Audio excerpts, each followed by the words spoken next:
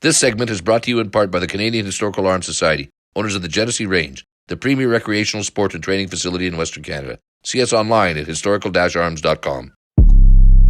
The Quiet Professional, a podcast about law enforcement, security, justice, and politics.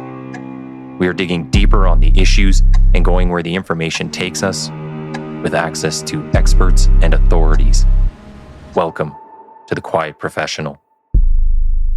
Hey everybody, welcome back to The Quiet Professional. Today we are going to be talking about the other side of the mic, which is emergency services dispatch, the stresses of the job, and the lasting impacts. For that, I've got Deborah Green in the studio. Deb began her law enforcement career in 1986 with the California Army National Guard as a communications specialist and later as a military police officer.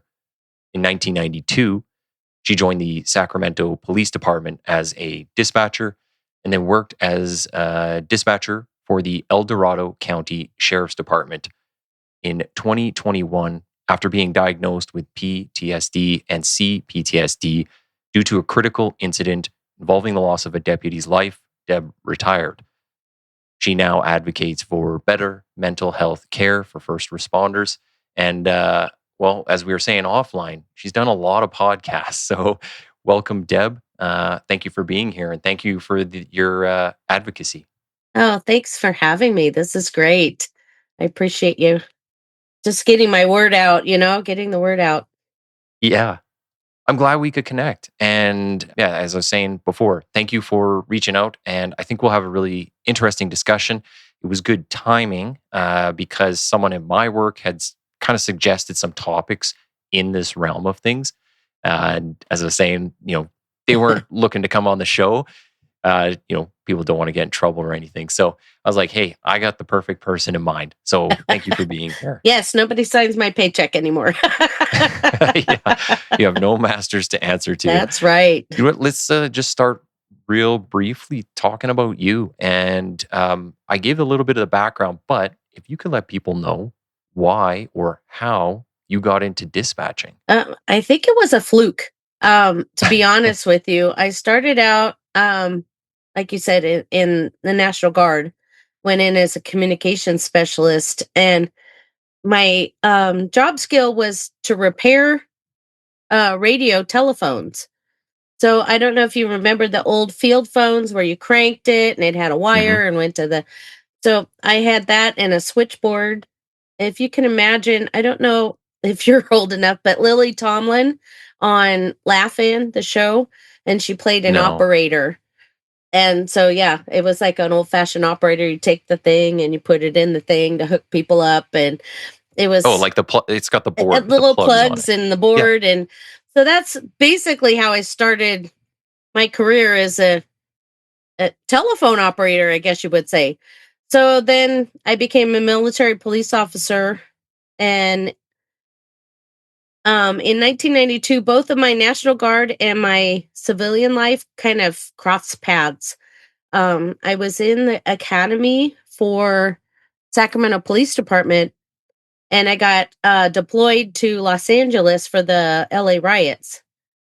So I had to stop my academy. My classmates still continued on, but I went to LA to help with that, which was rather interesting. When you're in the Army, you expect to go to overseas and go against, enemies foreign. You don't necessarily look at what's going on domestically. So that was kind of interesting. Not quite what's going on now, but, we just went in to keep the peace. We didn't go in to do anything else. So were you kind of on the front lines of that? Like you were watching some of this stuff unfold? Kind of, yeah. We were our unit was escorting fire engines to their calls and making sure that they weren't getting shot at. It was a really rough time down there. We went into Long Beach to kind of secure that. And there was a working fire on every block. So the looting and the rioting was just so spread out through the Los Angeles area. It was quite amazing. So then I got out of the National Guard just after that. So a couple months after that, and continued my career as a dispatcher, which somebody suggests I had been trying to get in as a law enforcement officer. But somebody said, "Hey, why don't you go into dispatch?" And I'm going, "Okay, we'll try it. What the heck?" And here I am 29 years later. Wow. Well, one of the things, I was mentioning that you jump from one police service to another, and this was actually Right. one of the questions I had from somebody outside, that they wanted to kind of compare and contrast the differences between a larger service and a smaller Oh my service. gosh, yeah. Yeah, and my own experience. So right now, I work for a larger service. I'm in Edmonton. Our service is about 2,000 sworn members. I think it's about 1,000 Wow. civilian Yeah. members. And before that, I worked with the RCMP in a smaller city. Mhm. So I want to say it was about 30,000 people. But certainly the difference in resources available to you at any given time on the street was far different, and we Right. had much smaller squads working. So what you lacked in calls, you kind of made up for in just lack of resources and other people to take calls. Right. So you might only get 10 calls a night, but you're going to 3 or 4 of them. Same within the city, though. You might get 100 calls, but because there's so many other people and officers, you might only have to go to 3 or 4 still. So it's kind of different. But Oh, it is very much so. I was wondering, like, from the other side of the mic, what is that like for somebody in dispatch? So when I was at Sacramento, they had dedicated radio dispatchers and dedicated phone dispatchers. So basically, in a nutshell, dispatching is you take in a phone call, you enter in a call for service into the computer, getting as much information as you can, and then the radio operator takes that call and dispatches a unit. That's it in a nutshell. So to clarify for people, it's kind of, I guess, how we do it now, or what we call it is, there's an evaluator. Call comes in, goes to an evaluator. They type everything in, and then they bounce it to like another side of this room or area, and that's the dispatchers who talk to the cops on the front line. Right. Okay. So that's, just in a nutshell, that's how it kind of progresses through. With Sacramento Police Department, there were 4 radio dispatchers and a supervisor in that section, and 8 to 12, depending on what shift, call takers and a supervisor. And then we also had the fire side. So there were 3 or 4 dispatchers over there doing the fire dispatch. Hmm. So we're all in the same room. So all the call takers would take a call, and it depended on whether it went to fire or law enforcement. So it was quite a big center, very busy. In comparison, our busiest night at my second agency was the slowest night at Sacramento. Okay. Yeah. I could see that. I was trying to picture it in my mind when I was like, oh yeah, that makes sense. Yeah. So it was just, I went to a slower paced agency that had, when I started there, we had 4 radio dispatchers, 3 for law enforcement, 1 for fire, and 1 call taker. But everybody did double duty. So if the phones were ringing off the hook, the radio dispatchers were taking the phone calls also. So you'd be cross-trained, like you would know how to dispatch fire trucks, right? Because you have to know specific engines to send out. Correct. So, but before I finished even training, we split, and I didn't have to do the fire dispatch. They went to another agency to do that. So we just kept the law enforcement where we were at. So I never had to dispatch fire, but watching them was always fun to watch, because they, and this is back in the 90s, so we still had the push buttons on the consoles, and you had to push which agency to light up their the siren alarms at the Like alarm station. them, yeah. And Sunday mornings we had an all call, which you would have to, it was testing all of them. So we'd just go through and test everybody, which was fun. Can you describe, like, you were saying the busiest night at the smaller agency would be the slowest night. So that would be the slowest night in Sacramento. Right. And can you just talk a bit about the call volume when you're at the larger agency and the type of maybe downtime you may or may not get, and what more what of it's may like? not. Not Yeah. much downtime.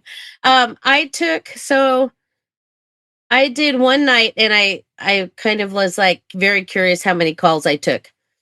Actually entered, not actually answered. Yeah, because even that's different. That's it. So you have to kind of add 50% onto that too, how many you're putting in. So I actually entered 100 calls for service during an 8-hour shift. Holy. So we're talking 10 or 12 calls an hour, maybe a little bit more than that, maybe Wow. closer to 15 an hour. And and there's not much time in between, and when you figure there's 8 other people sitting with you doing the same thing. Hmm. So that's a lot of call volume and not a lot of time in between. So you're going from, oh my gosh, I was my first 911 call was a suicide. So, you're going from that type of call to somebody needing directions to somewhere, or the little kid calling on 911, playing with the phone, or, you don't have much time to prepare for that next call because you don't know what it is. And so you can't really get relaxed or process anything because you're just literally on to that next call. So you're always kind of like at the like some sort of critical threshold, Oh gosh, yeah. right? You're just You're like way up you're here. amped up to it. You're not Yeah. allowed to decompress, and at that time back in the 90s nobody thought about mental health. So it was more like if you went home and cried, there was something wrong with you. Or at least that's the way you felt. It's like, what's wrong with me? Why am I crying? Why am I getting frustrated? Why am I so upset about this? I shouldn't. It's just a phone call, and that's how it was made to feel. And then, the if you can't handle it, find another job was always, Yeah. we call it, I don't know if you do, but it's called the suck it up, buttercup attitude. I've heard the term before, yes.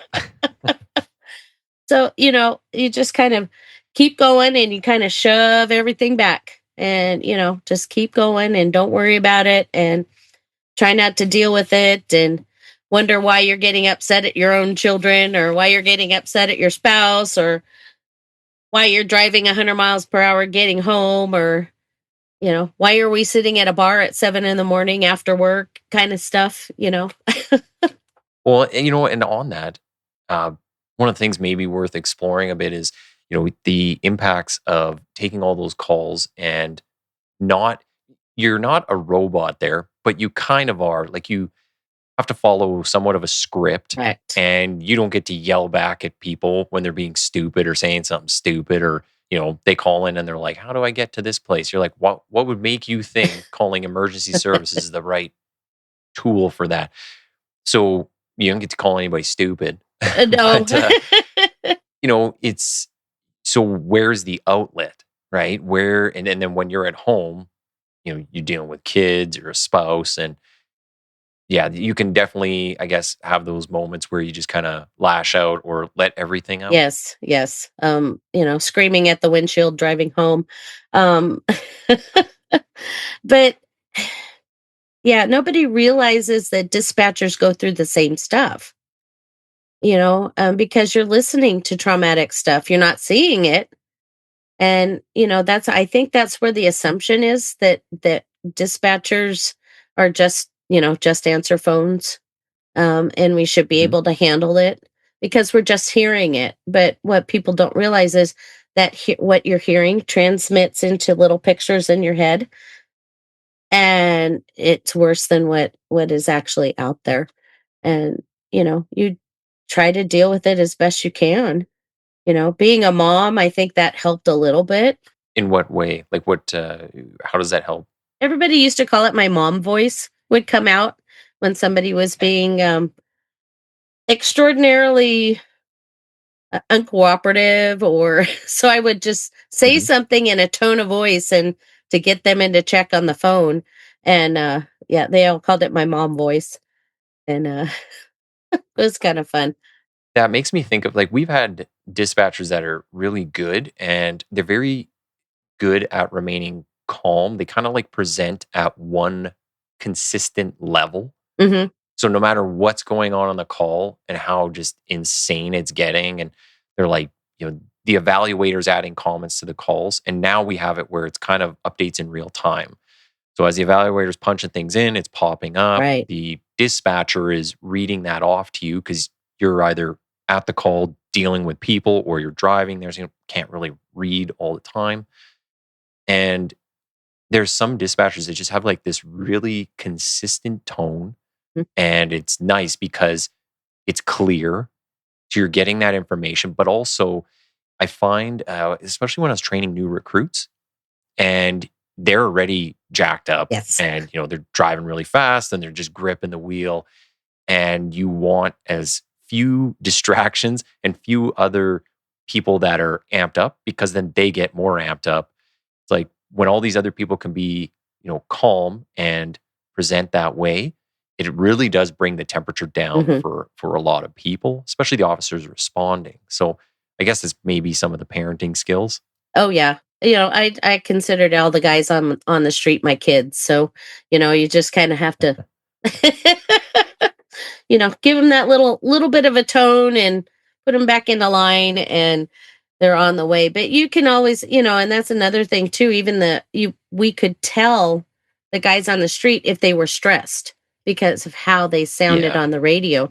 So we kind of would um change how we talked to calm Mhm. them down. So it's not only just somebody calling in on 911 or a phone call. We're there to keep the guys on the street calm also. Did you find you had like any particular connection to those people then? So, outside of just you start to recognize voices, so you Yeah. really start to understand how people work. Did you have any sort of specific And connection? I think that's a what I liked about being in a smaller agency, because we were all in one Mhm. building together, so we saw the deputies after shift, or the ones that worked the precinct or the areas by dispatch would come in. So we got to know them. So it was more like a family atmosphere. Rather Mm. than when I worked at Sacramento, we wouldn't see them hardly at all. And so you There's didn't, just too many yeah, the people. too many people, and where they had dispatch wasn't convenient for a lot of the guys to come in and visit. Because that's always a good thing to go in and visit your dispatchers and get to know them. Mhm. Um, because it gives you a better working relationship on the air. Unless of course we get mad at you, and then that's no good either. But you get to know their little quirks and idiosyncrasies and how they like stuff done, and it builds a better working relationship, I think. I think once you see someone face to face, and then if you get a chance to interact with them, it's harder to I'll say hate them, but it's harder to get mad at them because once you develop some sort of relationship, then you can kind of understand Mhm. where they're coming from or why they operate the way they operate. That's not to say that you still don't get annoyed with people or think some of the things they do are very strange, Yes. but yeah, that's something that I think you. It's a really good point that you bring up. I think when you get those interactions, like what we do now, we have a lot of our specialized units will come in on our parades Mm. and they'll talk to the members. And what that does is like at least puts a face to a name. So when I call them for a consult, I'm talking to this person and oh yeah, you came in on the parade and you talked to us about this. And you know, it's like a familiar face, a Mhm. friendly face. So it just helps people connect a little easier. Maybe they aren't as hesitant to call, and Right. I think that's really important for even other areas of the service. So it doesn't necessarily have to be police officers, but yeah, you have the dispatchers come in, or you have different units like our HR department. Lots of people have to use HR for different reasons.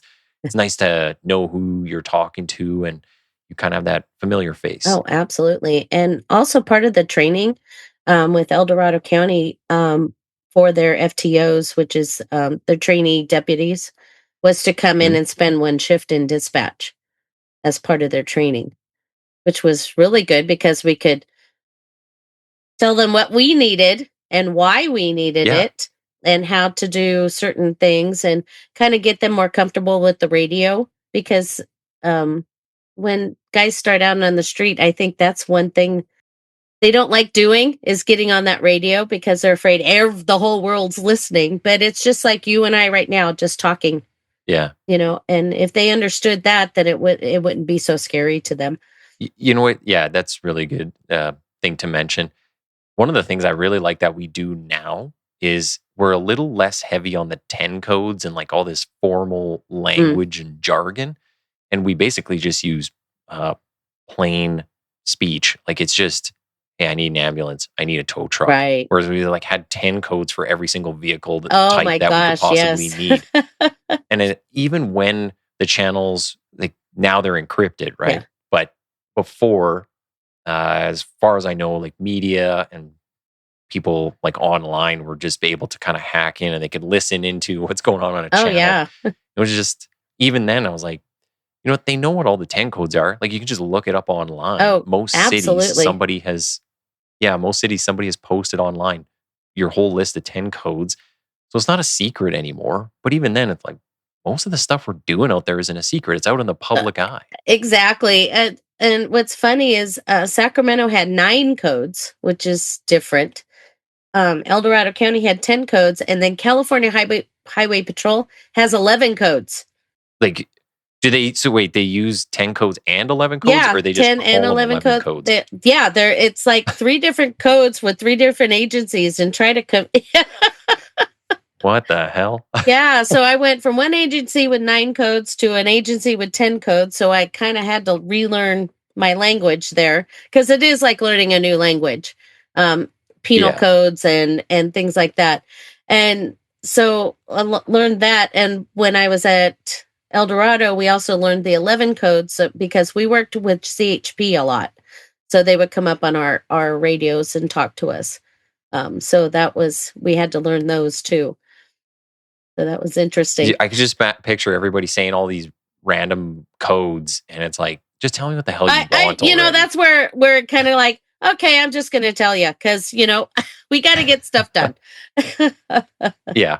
Can you talk a little bit about your experience that led to, we'll get to, I guess, the diagnosis of PTSD, cPTSD. When I read your bio, it sounded like it was more the one event, but I'm just wondering, like, was there a whole stack of events that you kind of just, is it like a progression when you, to get to the point where you had to leave? Yes. Or was it like truly just one massive event? The last event was the straw that broke the camel's back, per se. So okay, when you're dispatching, you get traumatized. And when, just like when you're on the street working, you're a firefighter, a police officer, you have these traumatic events. And we have more traumatic events per day than people have in a lifetime. And so we need to deal with those. And with the way society was and still kind of is, we're told to suck it up, continue on, do your job. That's what we do. Not realizing that we have been traumatized and continue to be traumatized. So that's the cPTSD, the complex ones. It's not necessarily... It's like trauma on trauma? It's trauma on trauma on trauma, just piling up. Okay. Most people with cPTSD have childhood trauma, which I do too, but that's a whole other thing to unpack. But being a dispatcher, you get all these things that happen to you. So in 2015, I had open heart surgery to replace an aortic valve. Not realizing that would cause all of my underlying PTSD, anxiety, and depression to come out and explode exponentially. Like, is this at home or at work? So I had that in the middle of my career, so I have to have open heart surgery, and I'm off for 12 weeks, and I come back to work. Well, 3 months after I came back to work, all of this hit. So I had all this stuff hit, and that's where I started my mental health journey. I went to see a therapist. I was in a group setting to do some group therapy.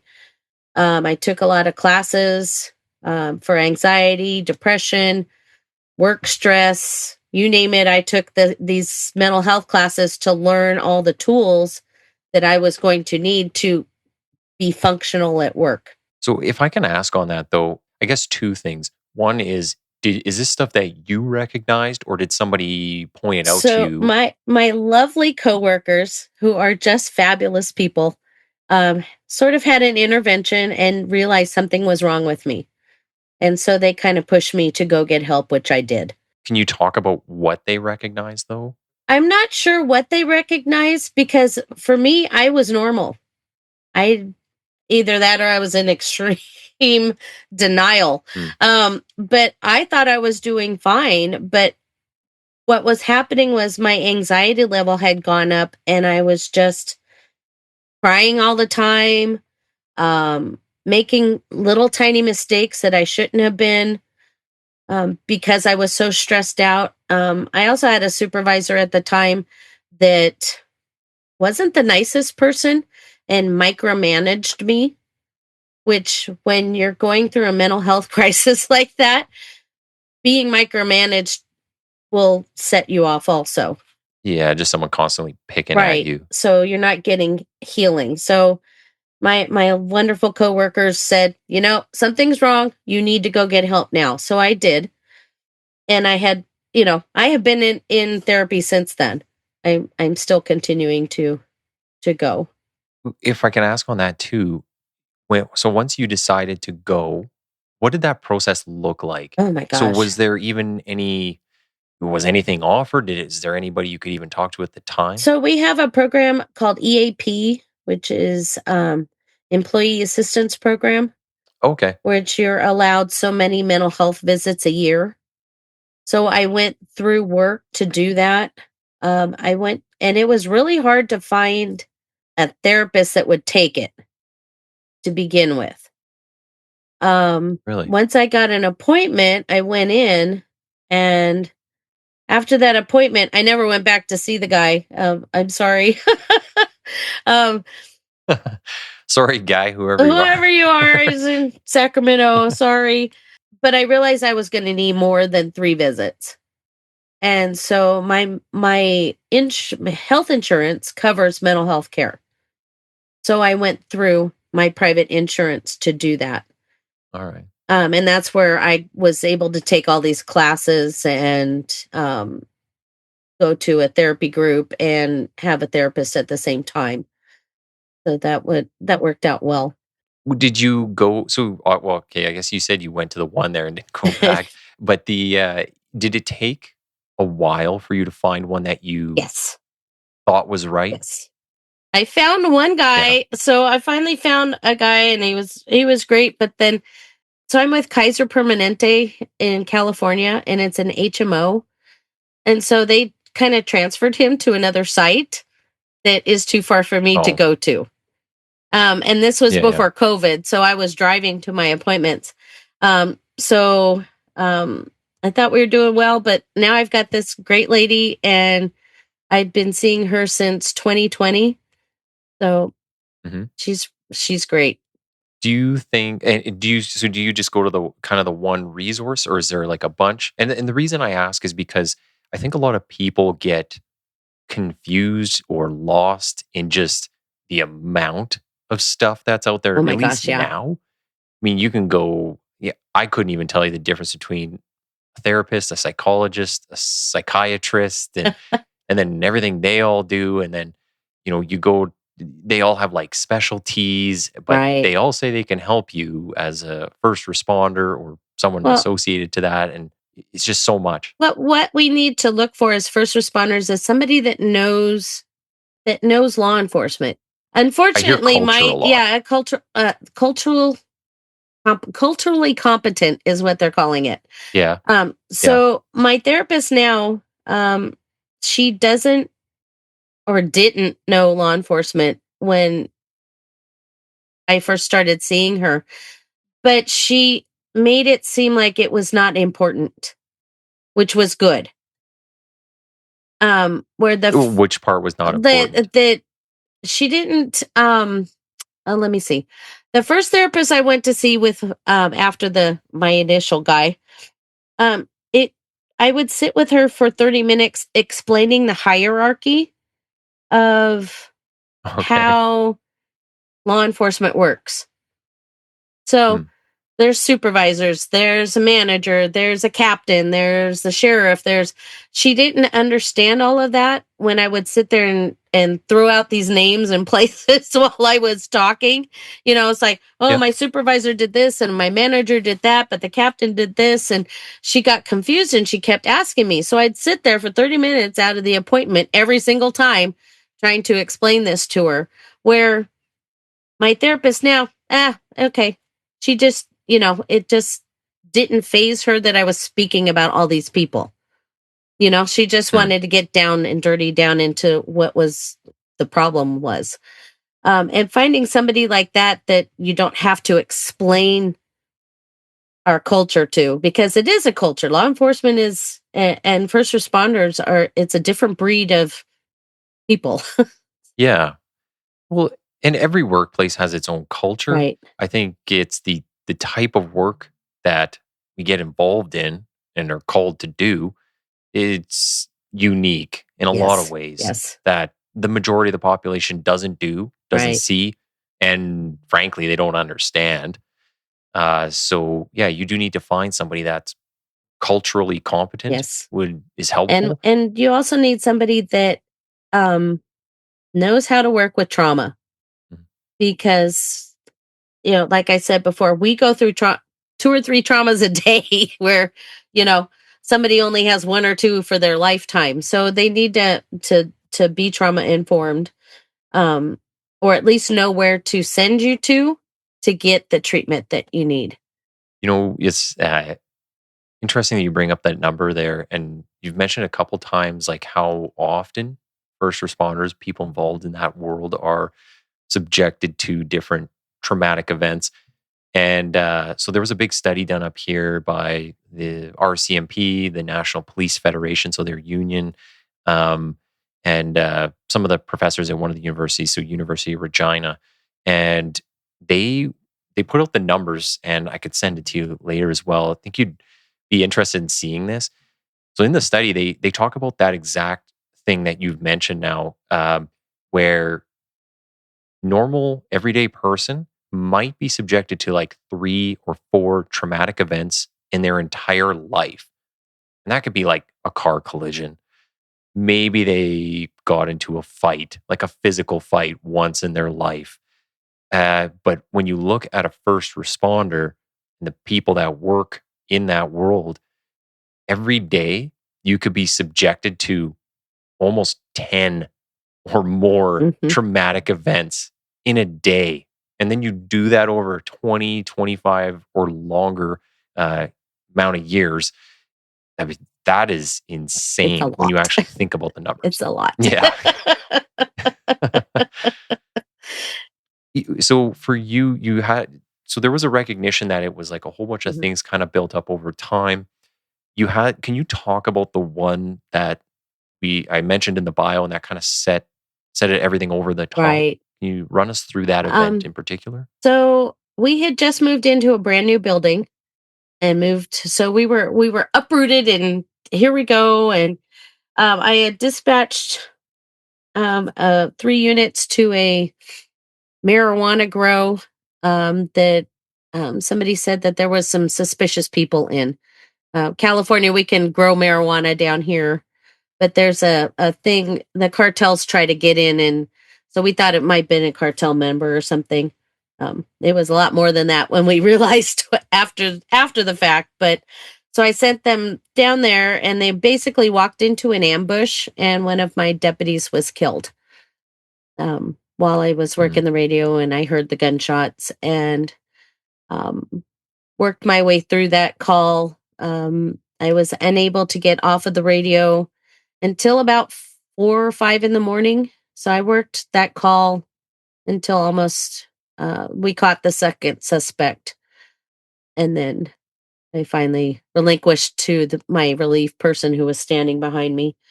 Can I ask you how long? So, how long had you been working on that call? That's an interesting aspect. So I dispatched it at about 1 o'clock in the morning. And because I worked graveyards at the time. Um, and he was killed, I'm thinking about 1:30 or so in the morning. But because we had brought in the SWAT team and because it was an officer involved shooting, it's everybody gets called in and we send out, detectives, SWAT team. We call in the DA's office. We call in other agencies to come help us. There's a lot that goes on with an officer involved shooting, especially one where the deputy was killed. So I had lots of resources and things like that. In the middle of all of this, because I thought they had gotten him out, I didn't realize he had been killed yet. We got a call from our patrol lieutenant at the time and said that because they had taken him to the hospital, somebody at the hospital that was not hospital staff posted on Facebook that a deputy had been killed. So the patrol lieutenant had to call us to let us know at dispatch because he didn't want us reading it on Facebook and finding out that way. Mm-hmm. So it was kind of done not by the book. We were supposed to have somebody come up and tell us, but it was the way the situation was running. So I'm in the middle of this call and getting SWAT team and trying to get these guys captured. I'm crying because I just found out that my friend, my coworker has been killed. So I'm, sobbing and trying to get out radio transmissions in the middle of all of this so that those guys that are out in the field don't know what happened. Yeah. I was calm. I was, got things done. But as soon as my foot came up off of that pedal, boy, I was a mess. And, and that's traumatic in its own, trying to keep that face to everybody so that nobody knows what happened until after all of this is done. And then we can deal with the emotions afterwards. I think something that's worth noting is the complete pandemonium that can go on. Oh my gosh, yes. So you're talking about like you're trying to run a scene and all these other organizations get involved. So there's that. But even within your own organization, and I'm talking about my own experiences of, running those high risk calls, the critical incidents, especially being a supervisor now. And so I've been in charge of a number of them. It is super stressful when things are not in control. Yes. So if you don't have the threat contained and they're running around a building or outside, there is so much going on and everything falls on one person, or at least it feels like that. Yes. And I could imagine it would feel like that for a dispatcher too, when everybody on the street is asking you for stuff and, someone, your boss is behind you asking you to do stuff. And then if you got multiple agencies that you have to get involved, at least I know for our dispatch, they have to get on a phone and call the paramedics or get on a phone and call fire. Mm-hmm. They're trying to do that. Someone else is now like listening on the channel, taking care of things.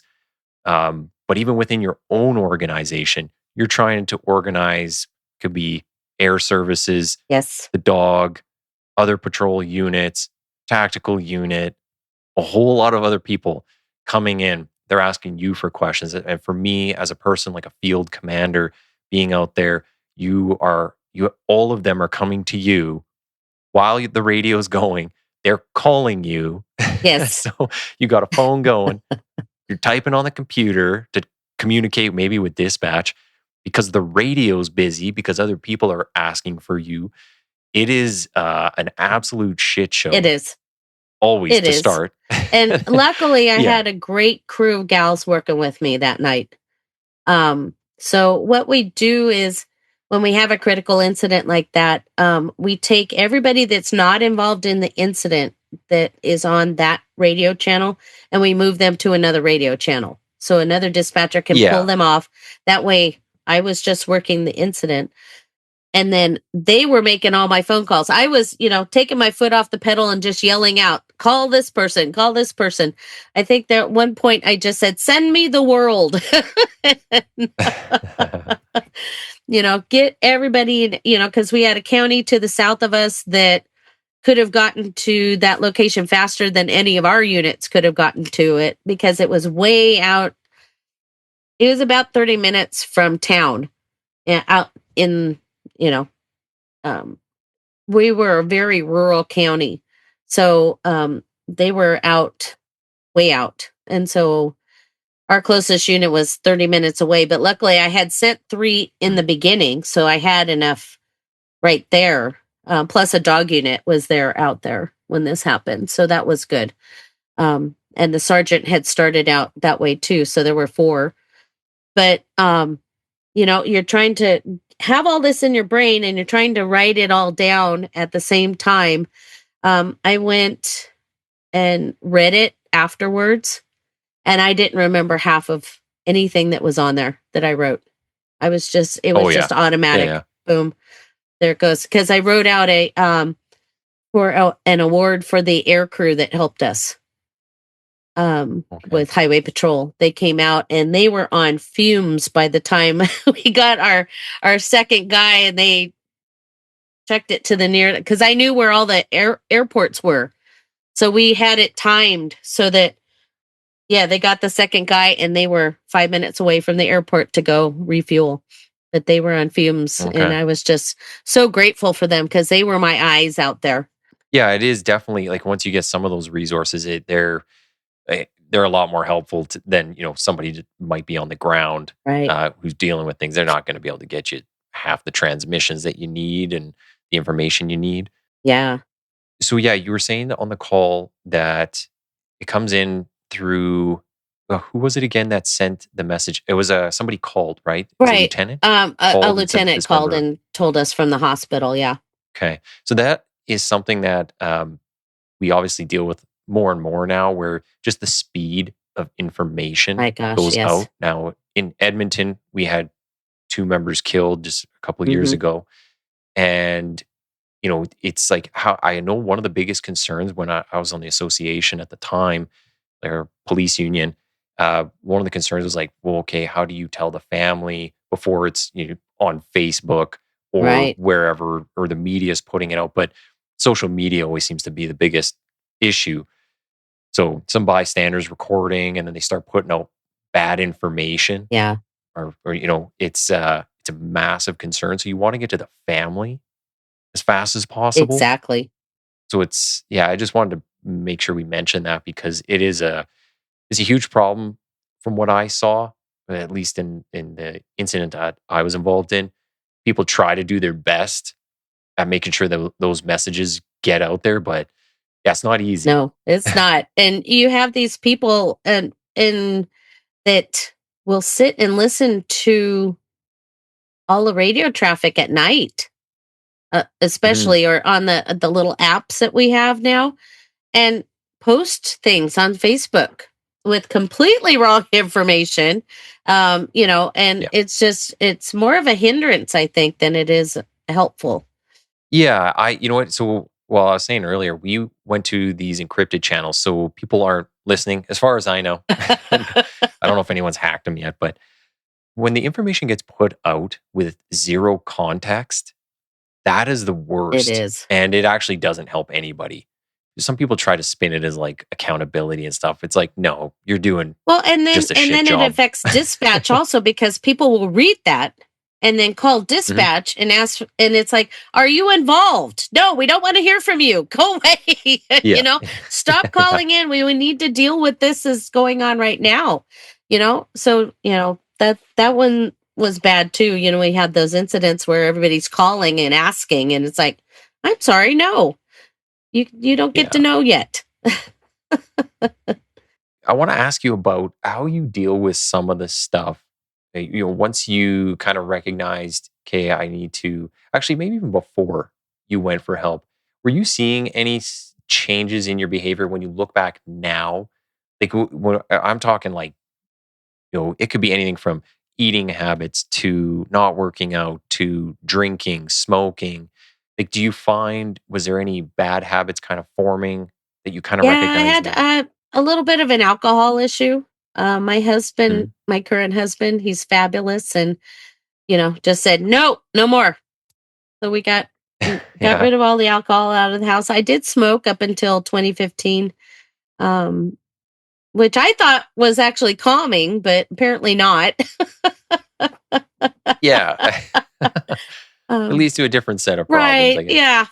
Yeah, yeah. But a lot of anger issues um, that I can see now that I had, um, just popping off and yelling at people for little things that I shouldn't have. Um, but I think that was the most, the alcohol was starting to creep up, and then the anger issues.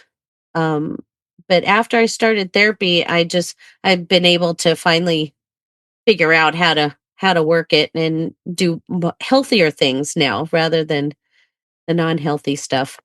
How old would your kids have been at the time? Oh my goodness. So my son was born in 1989.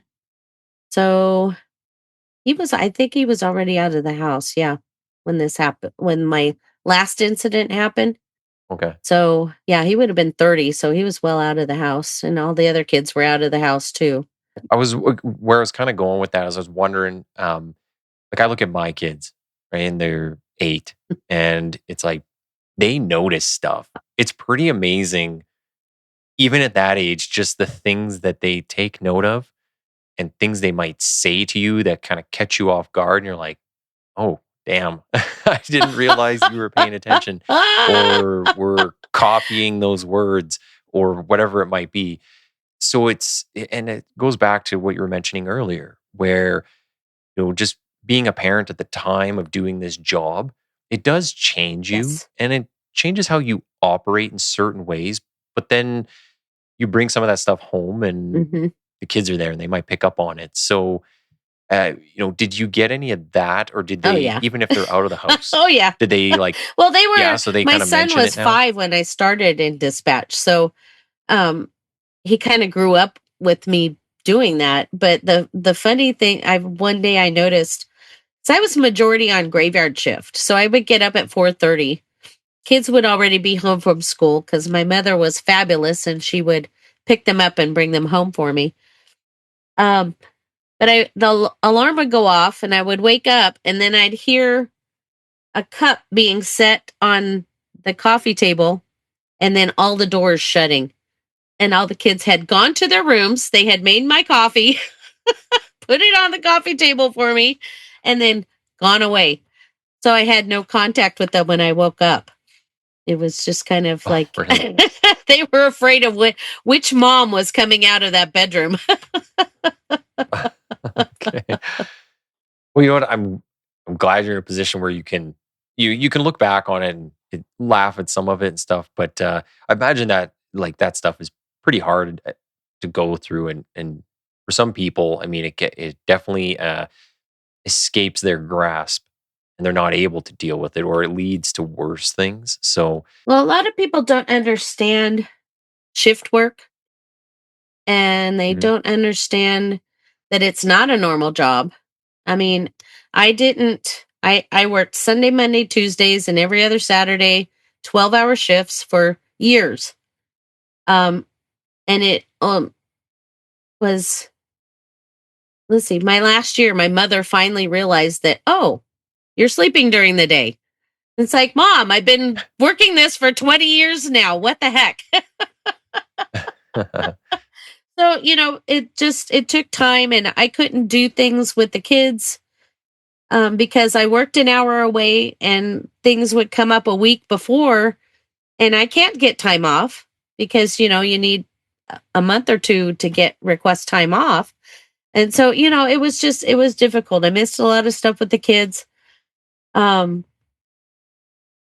and just not people not understanding and seeing all your friends kind of go away. not really go away, but just kind of, go away, because you're left with nothing, because you can't go out with them and do the normal things that people do, that 9 to 5, Monday through Friday people do. On that, I find for the people that I grew up with or like friends I've had for a long time that are not in law enforcement, I guess, having them understand what you do is difficult because I find people are very interested. Like when I go to some function or, get together, everybody wants to the conversation always turns to your job. Yep. People want to know all these things. And then at least maybe that's the way I tell stories or that I explain what I do, but I don't really sugarcoat it and I don't sell it as, I'm not soft selling it. So once I start telling them, then they just start to look horrified. And that's just what I did yesterday. And I'll tell you about the day before. But, it's very hard for them to grasp what you do. It doesn't exist in their world at all. So you might as well just be speaking a whole nother language. So even people that have known you your whole life or for the better part of your life, they kind of just, I don't know if they just, the something pushes them away a bit.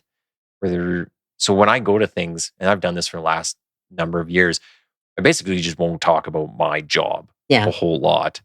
Like if somebody has a specific question, sure, I'll explain something to them, or at least my point of view on it. And then that's it. Yeah. But I really don't get into I really try to avoid being any sort of center of attention, center of the conversation.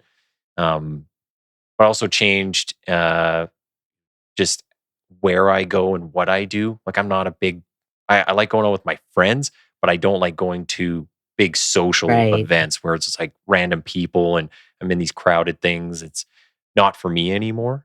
So it's affected how you kind of carry yourself day to day and the type of events that you might go to, that you might find yourself at. So, and that's hard to explain if you go talk to a therapist or something. It's like, how the hell do you explain that to them? Again, they might not understand it culturally. Right. The fact that you're going into this place and you're looking for the escape route before you're even there 5 minutes. When people say escape route, though, I think they always think it's like you're looking for danger coming in. No, I'm looking to run away. Yeah, I just don't want to be here. Like, I don't want to be around people when I'm done my job. You're at a party and it's like, okay, how can I make an excuse to get out of here? And, you just don't want all of that around you. I understand that completely. It's just, and I'm still like that. I don't like big, I don't go to the state fair. I don't go to movies anymore. I don't, nothing with large crowds because I feel so uncomfortable. Just as we're coming to the end of the time, I want to make sure to ask you just how you're doing today and what you do to kind of keep busy. Like we talked about, you've done a number of podcasts. It's pretty impressive the amount of podcasts you've been on. I'm up to 55 now. I'm so excited. Yes. Yeah. So I started in 2022. I was in contact with the organization. Oh my gosh, now it's out of my brain, but it's a help organization for law enforcement down here in the States, and I will send that to you when I get it. A fabulous person by the name of Mike Murata. And I was in contact with him, and he was the one who put me on my first podcast. And he said, "You would do great at this." And I'm going, "Okay." So, and I was like, "Okay, I've been on one, and why aren't these people calling?" And I went, "Oh, I need to get out there and tell people I'm here." So that's what I did. Yeah. So I just get online and I look for podcasts, and it's targeted towards law enforcement and mental health. And, now here I am. I also do childcare for my 5-year-old grandson, and he and I have been together since he was a month old. So he kind of helped save me from when my psychiatrist signed me off of work back in 2020, and then I had him. So it kind of gave me something to get up in the morning to do. And he has an autism diagnosis now. So I am gone back to school with my grandson to kindergarten. Wow. And I've been his class aide since September now, which is a lot of fun. Okay. I've taken. Is that a job? Like it's kind of like no, I don't get paid. Well, I am his certified respite care worker, so I do get paid for that. Okay. And I'm a volunteer at the school, so I can do all the school things. Kind of like a teacher's aide. So we do that, and I have a job on the weekends that I go and so I'm going 7 days a week now, which is busier than I was before, but it's healthier. I don't have the stress and I'm doing something that I like doing, and is, with the school, I'm not just working with my grandson, but I'm working with 18 other children in the class. So, I'm hoping that I make some sort of impact that way. And then on the weekends, I work with older people and I have adult conversations. So, yeah, that's important. Yes. Yeah. As much as I like my kids, it's like, they can be annoying sometimes. So I just want to go hang around some people, have normal conversation. So, no, I totally understand. Oh, it's a lot of fun, and I have hobbies. I knit and I paint, and just kind of do things around the house now, and don't think about dispatch much anymore, which is good. Yeah. Well, where can people find you and check out some of the podcast appearances that you've done? I guess I usually put them on Instagram. My Instagram has my link tree on it. Okay. So I'm also on X, formerly Twitter. I do TikTok. I don't try to contact people much on Facebook because that's more for family and closer friends. But I am on the other platforms. I'm on Lemon 8 now, which is... What's that? It's the... I don't know how you would describe it. It's kind of like the X of TikTok. Oh man, I'm so confused. I know there's so many platforms now. I'm on a few, and I'm looking to kind of pare that down because it's just like I don't know the difference between half of them. They seem like they're just the same thing over and over. I know it is, but it's if I can get out and get my get this out to other people, then that's good. And I also do kind of uplifting videos on TikTok, and then I repost on Instagram and X and and YouTube. So I'm also on YouTube. Yeah. Okay. Well, hey, I want to say thanks for being on the show today. I will put up the links in the episode description. So I encourage people to check that out. Deb, thank you for being on the show here. It was a pleasure. And I'm glad we could talk about this aspect to law enforcement, because I think you're the first one I've had on. Oh, wow. From the dispatch world. So we'll have to get to some more. I have contacts. Yeah. I know people. Yeah. Hey, hang on the line for a second. Sure. We'll say bye offline, but thank you. Thanks so much.